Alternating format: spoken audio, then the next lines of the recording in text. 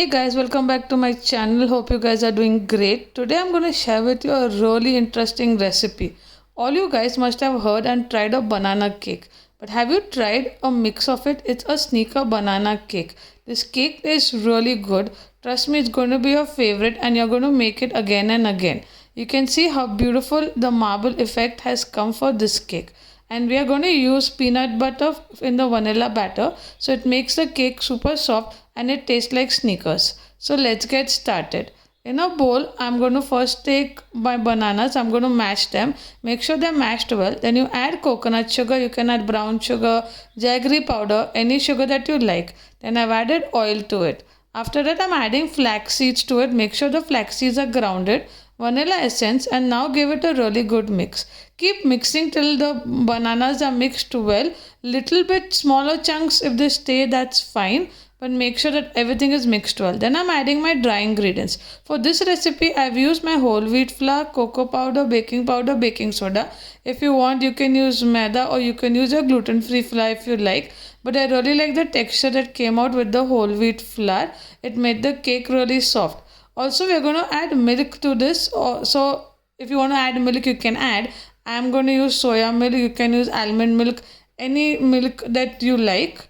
Again, if you want to make it, this recipe is vegan, but if you want to make it regular, you can add your regular milk. So, but make sure that you keep adding the milk little by little, because if the batter is too thick, then you have to add a little more milk. So I'm adding my milk little by little, and then you can see the texture that I've got. You can use a whisk or a spatula if you like, just to mix it really well. This is first just the chocolate batter that we are making. And if your batter is really thick, you can add a little bit more of water, but I prefer milk only. And yes, milk can be of your choice, whichever you prefer. Coconut milk also you can use. So now you can see how the batter has turned out. It's not too thick, it's not too runny, it's just on the medium size. The reason is, if it's too runny, then making the marble effect will be really difficult and the batter will mix. So it has to be a little bit thick. But you can see how beautiful it is right now. So now we're going to make the vanilla batter. Again, I've taken my mashed bananas. I've added sugar. I've added peanut butter right now instead of regular butter or oil. Then you can add sugar. If you don't want to add peanut butter, you can add almond butter, any other nut butter you like, or it's vegan butter nowadays you get in the market. You can even add that, or your oil. Just give it a mix. Again, added my grounded flax seeds, vanilla essence. If you don't want to add grounded flax seeds, you can add chia seeds also. Just make sure that they are in powdered form. And now we're going to mix it really well. And now then add the dry ingredients. Here I've taken my whole wheat flour, baking powder, baking soda, and giving it a really good mix. So I've not added peanuts in this batter right now, because we've added a peanut butter. But if you feel, you can add chopped peanuts also in this recipe. And also make sure that if you're using your regular peanuts that we get at home with the skin, you roast it first.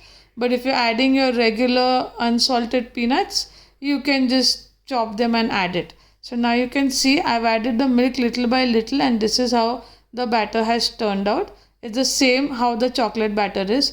Now I've taken a tea cake mold. So this is a 6-inch one, and the cake, if you see, it will not rise too much, but it will look really good. So I've taken piping bag. I've filled my batters. This is a chocolate batter, and you can see how I am placing it.